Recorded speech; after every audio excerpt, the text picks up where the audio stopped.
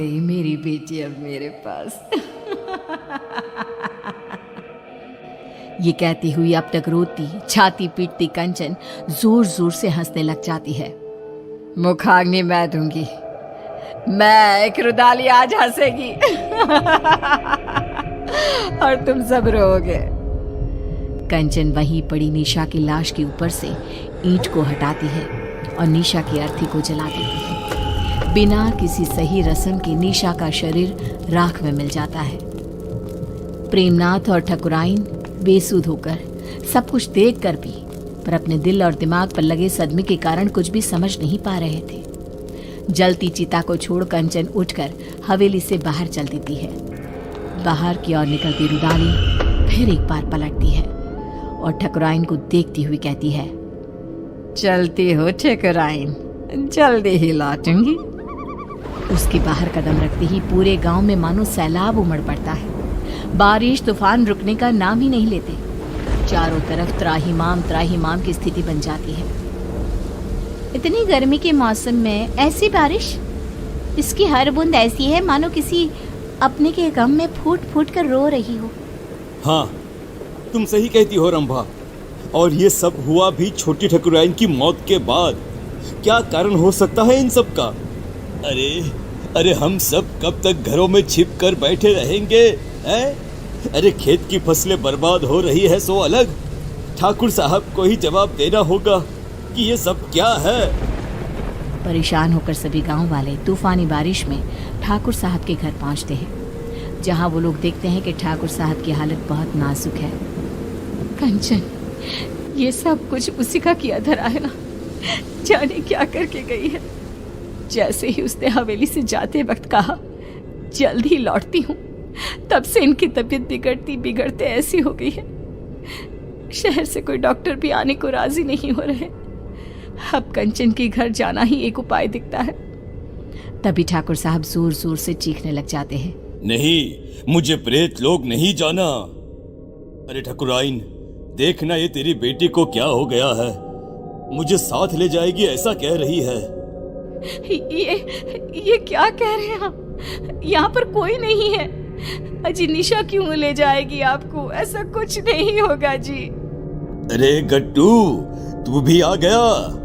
देख रही हो ना ठकुराइन, तुम्हारी बगिया संभालने वाला गट्टू आज तेरी बगिया उजाड़ने आया है। ये तो बहुत बुरा संकेत है ठकुराइन। ठाकुर साहब को सब मरे हुए लोग दिख रहे हैं। अरे जिस दिन हमारी निशा मरी थी उसी रात गट्टू भी मरा था। मरे हुए पति को छोड़ फिर भी कंचन ठाकुर साहब की बेटी को रोने आ गई। अजीब सा नहीं लगा सुनकर? क्या वो रुदाली गट्टू की पत्नी है? ये सब क्यों हो रहा है? इसका जवाब बस वही दे पाएगी। हाँ ठकुराइन, और हमें एक बच्चा होगा, ये सपना भी गट्टू की पत्नी को ही आया था, जबकि हमारे वंश को तो श्राप था, श्राप। तेज बारिश में सभी भीगते भीगते रुदाली की कुटिया के बाहर पहुंचते हैं। तेज बारिश में बाहर औरतें काले कपड़े में अपने बालों को खोले अपने घुटनों पर बैठी जोर जोर से अपना सर घुमा रही थी। आएगा आएगा गया रे गया रे, आएगा आएगा गया रे, ऐसे कुछ अजीबोगरीब गाना गाती हुई जोर जोर से सर घुमाती वो औरतें बहुत डरावनी लग रही थी। हमें अंदर चलना चाहिए। सभी दरवाजा खटखटाते हैं पर कोई दरवाजा नहीं खोलता। तोड़ दो दरवाजा। हाँ, तोड़ दो दरवाजा। दरवाजा तोड़ दो। दरवाजा तोड़कर सभी अंदर आते हैं। सामने का दृश्य ऐसा भयावना कि कोई अपनी आंखों पर विश्वास नहीं कर पा रहा था। ये क्या? हे भगवान, ये कंचन कौन है? इसके घर से तो प्रेत लोग का रास्ता जाता है। कंचन उठकर आगे बढ़ती है और जाते हुए अंगारों को पार करती एक अजीब से चेहरे के राक्षस के पास पहुंचती है, जिसके हाथ में चाबुक था जिससे वो रूहों को सजा देता था। पूरा गांव आ गया है मालिक, अब सबकी बलि ले लो और निशा और मेरे पति को वापस उनके शरीर में भेज दो। दोनों के शरीर को संजो कर रखा है मैंने। ये निशा बिटिया का शरीर तो सबने जलते हुए देखा है, तो रुदाली के पास शरीर कैसे है? ये क्या राज है? रुदाली गट्टू और निशा के शरीर को सबके सामने रखती है और कहती है, निशा मेरी बेटी थी, मेरी इकलौती बच्ची, जिसे मेरे पति ने ठाकुर साहब को सौंप दिया था, क्योंकि आप कभी मां नहीं बन सकती थी। बोले ठकुराइन, सच है ना ये? आप लोगों के पैसे के आगे मेरी ममता का गला घोट दिया गया। जिस दिन गट्टू ने मुझे बताया कि मेरी बेटी आपके घर जाने वाली है, मैंने उसी दिन से प्रेत लोक को अपना घर बना लिया था।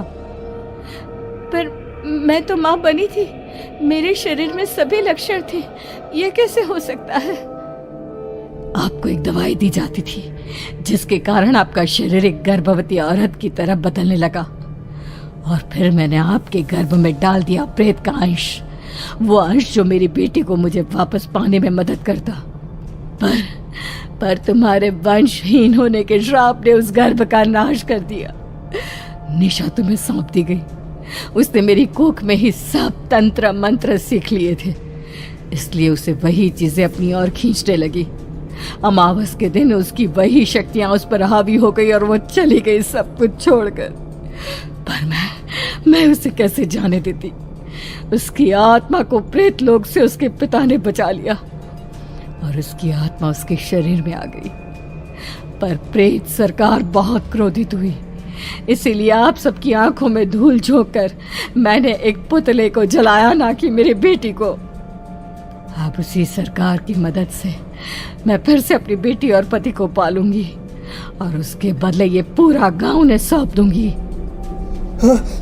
भागो भागो यहाँ से, भागो भागो भागो यहाँ से। हमें भी शरीर दिलवा देना कंचन, इन सब का शरीर तो है ही। हमें भी शरीर दिलवा देना कंचन, इन सब का शरीर तो है ही।